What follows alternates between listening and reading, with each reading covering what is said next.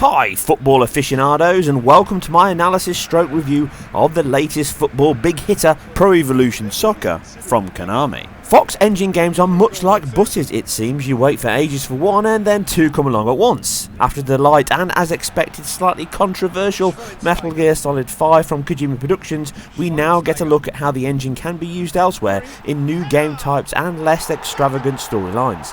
And with PES 2016, it is a game that benefits greatly from its fast and fluid 60 FPS update. Here, I will only cover the Xbox One edition along with the full game review from the PlayStation 4, but all features, gameplay and essentially everything else are identical across both. I have not had chance to play or even see the PC release yet, but I would imagine a pretty much identical game and visuals would be presented on that with extra options as per Metal Gear Solid 5. It is and will most likely never need to be a game that will ask for high-end power levels or indeed even require it. Both platforms aim for the same locked 60 FPS update that covers all sections of the game from its matches and TV style replays and slow motion shots, and not the 60-30 split that FIFA uses. The same split in resolution is in play here, with the PS4 sporting a fully native 1920 by 1080 display matched with the same FX AA pass a la Phantom Pain. The Xbox One comes in with a lower resolution of 1360 by 1080, which is just a different way to use a roughly similar amount of pixels as per Metal Gear Solid's 1600 by 900, bar a few thousand more pixels here, and it is thanks to the work on the engine to maximise its SRAM usage and help handle the multiple buffers and therefore scratch pads needed to deliver the visuals from its deferred rendering pipeline. This mostly presents itself reasonably well, as the upscale is only one way, horizontally on the screen, and other than a side-by-side comparison, is not a game that strikes you as running a sub-native display in play. Some of this comes from the native PS4 still suffering from some heavy pixel shimmer on crowds, posts and in the depth of field effect within cinematics, but whenever these arise on the PS4 they are much more obvious on the Xbox One version, and more so in the slow motion replays being the place you can spot the difference the most. Aside this, the entire visual features are intact on both, even down to the same and common split engine update process with crowds at points updating in split batches. But this would only really be picked up by this kind of in-depth analysis.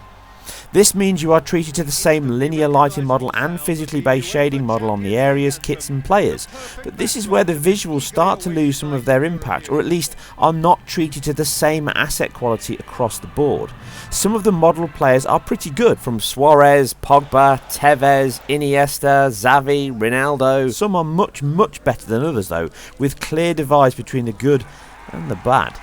Some of the issues with the features come down to its heavy reliance on normal maps to add detail rather than having higher geometry models, and this shows quite obviously in the shirts and kits and obviously faces, with the engine not having a cloth simulation but rather using Marvelous Designer to effectively pre-render the cloth wrinkles and style, and then in-game like the switching of normals to alter these.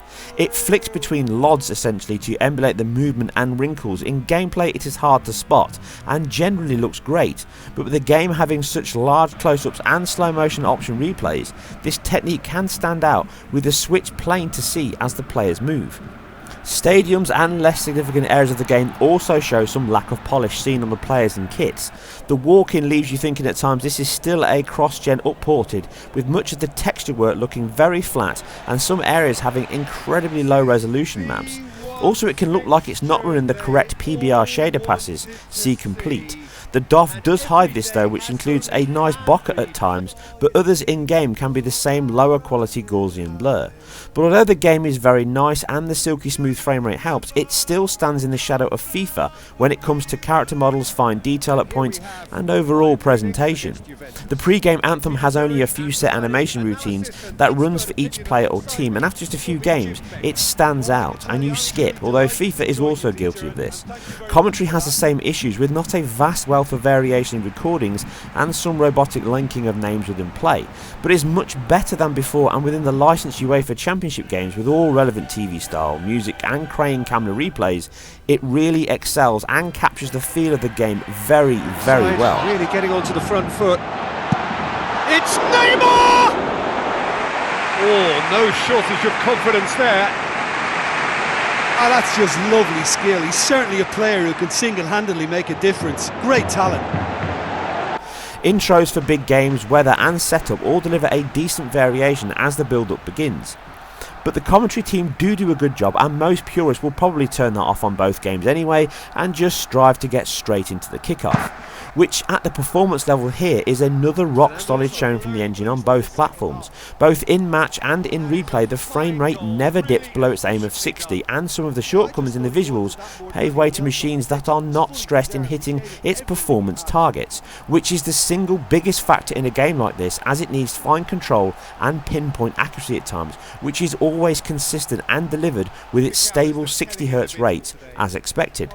The only dips you see here are the long still shots to mimic the TV style replay as the transitions graphics pass over, or a dip of maybe 1 or 2 frames as scenes load in from each other, but these would never be noticed in play and affect nothing at all of the enjoyment.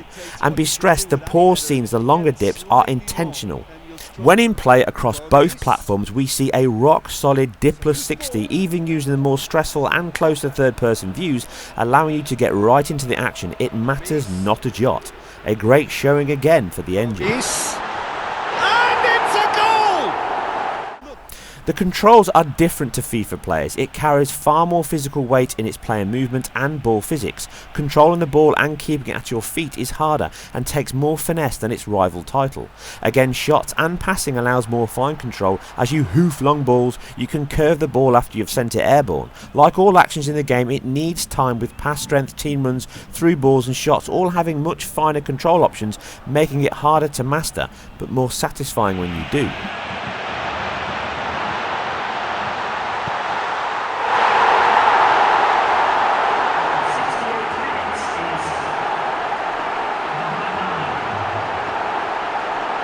If you are new to the game, it has a standard training section to teach you all the basics, so that you go from not being able to hit a bus from 20 yards to smacking bullseyes and dropping balls in from the centre half in no time. Cheeky crossbar dippers are also on the cards. And here the game starts to work and captures the feeling of the game incredibly well, and better than previous releases. Players move, look and trip with much more realism, and mistakes are made and feel organic when they do. The ball physics play a large part in this, and some heated and enjoyable games can and do happen regularly. Collision in the game is a high point, with slides, barges and trips all feeling realistic and accurate. Airplay has been upgraded this year, allowing you to unbalance other even bigger players using the sticks. Actions are now faster and more responsive, allowing feints, fast switches and mega players become second nature with this fine-grained control. Pushing on the right stick allows you to tell a player to make a run, with a well-timed through ball or high drop-in cross giving way to some great play that can look just as good to watch as play, or at least when someone better than me is playing anyway.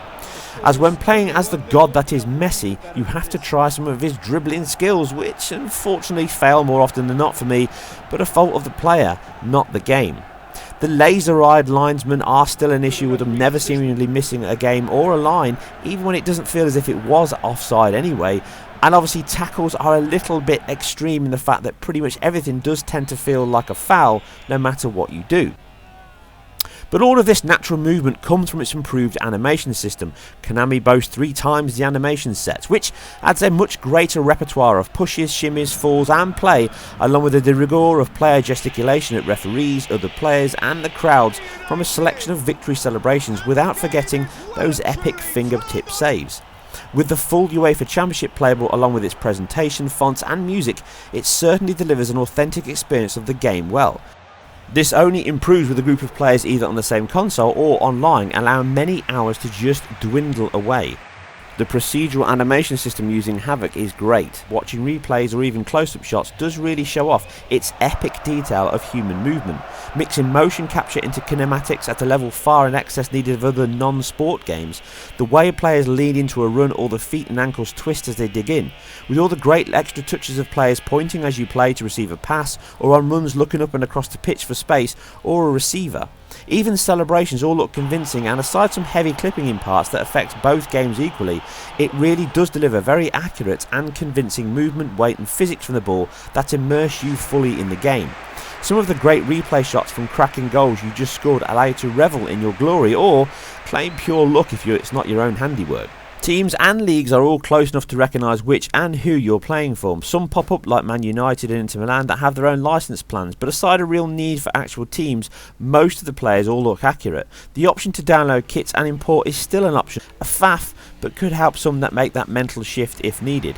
A good selection of stadiums are available to choose from, and these have various times of day and weather also. This is where the game can change between looking good and looking great, with the sunny days and open stadiums probably its strongest area, aside the spotlight night games that can be very convincing at times. Rain looks okay with a raindrop effect on camera with a simple distortion, but it adds to the gameplay far more than the visuals, with players more likely to slip while running or turning and missing shots with turf and water kicking up. But even here the game still has some areas of clipping and collision that can ruin the presentation slightly, but not as much as the culling within the frustum, which can cause objects and even players to just appear and disappear, a weakness of the deferred only rendering as transparencies are not viable. This stands out more in the replays of what is otherwise a lovely looking presentation. Camera views are also plentiful, from long crowd views to close-up TV shots, which replicate the action perfectly and where the game looks its best. Even first-person view can be used and allows you to play in the style and view that suits you best. All of this does not affect the game's solid performance at all, which is key. It also has the hardcore taken care of with its full range of Pro Evolution versions of FIFA's manager in Master League, be the player and full career modes taken care of. The amount of choice with a full coaching option, scouts, managing contracts, transfer season battles, player morale, fitness and training are all included within its vast selection of game modes. Added to with the aforementioned UEFA League and Cup games really delivers its most authentic and accurate display yet of the big game. Up against FIFA, it has reduced the gap on its presentation, and animation is now much closer that before, to the point where between the two they deliver a very equal performance, but the lock 60 throughout PES 2016 in both gameplay and replays helps it a little here. And again in the Master League management mode it exceeds FIFA in my opinion, enabling the entire balance of teams and people to alter your team's cohesion. You have to make players fit in, manage introduction games, traits and not just the best player stats. It genuinely is a step up from previous games and feels very well implemented. But where the game still needs work and loses out is within its assets and detail variation. Some pitches use very low resolution textures, which also seem to run in no filtering at times, which stands out a mile within a football game, more so when the other pitches have much better texture and grass with filtering. The pre-game sections highlight this best, with the last generation textures on signs and billboards really lowering what is very high standards elsewhere. And you can't help shake the feeling that the team have just gotten used to the Fox engine and probably need a little bit more experience in time with the next game to improve and use the engine to its fullest, along with being caught on the hop a little bit with the asset reuse. And with the game shipping across last gen and this gen, it still shows that Konami need to step up much higher quality assets for all areas of the game and reduce its gap to its rivals, and more importantly its consistency within itself. Some heavy shadow aliasing and these weaker areas can reduce what is genuinely a strong and high quality showing. The football is not as immediately satisfying, and some would say not as easy as FIFA, but it can be as rewarding or even more so, and along with its rock solid and required performance that is appreciated, it never allows this to hamper your enjoyment. I have had enough games online to test its performance, and most quick matches I have played have been quick to start and not laggy at all, allowing them to play and feel very close to local games. Other more managed games can take longer to set up, and the login to Konami servers like EA servers can be slow and slow down single player games at times, but you can opt out of auto sign-in, which speeds this up. The only issue of online games is rage quits from opposing players that can leave you playing no one for a few minutes before it disconnects, but again not exclusive to both football games or online gaming at large. Luckily these are few. With this now being the last bastion of Konami's AAA multi-platform games, it has delivered its best and most comprehensive Pro Evo yet that may convert even more over from the other side. With its next release hopefully dropping its last gen versions, I feel if they concentrate on bringing up the visual presentation to match the level of its peers in that regard, now that it has many real players, if not the team names, is the only area where it can lose its shine on an otherwise solid, exhaustive, responsive, and above all else highly enjoyable game that will keep hardcore football players well invested before the next release ships in 2016. In terms of platform, if you have the choice, then the cleaner PS4 version is the one to choose, but there's not a lot in it and either version will suit you just fine. With it now in a position to be titled arguably the greatest digital version of the beautiful game. As always, I hope you guys and girls enjoyed this. If so, please hit the like and subscribe button. I really appreciate each and every one of you that does. Please leave your thoughts and your comments below. I'll reply as often and as quick as possible. And you guys and girls take care, and I'll see you very soon on the next one.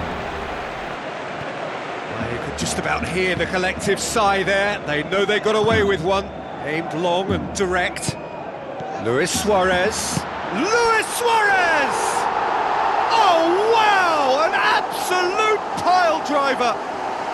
Sumptuous finish, an absolute joy. And that could well be the winner. Oh my goodness, that has ripped the rigging. Well, the technique generates the power in that situation, and once power is assured, any goalkeeper's up against it.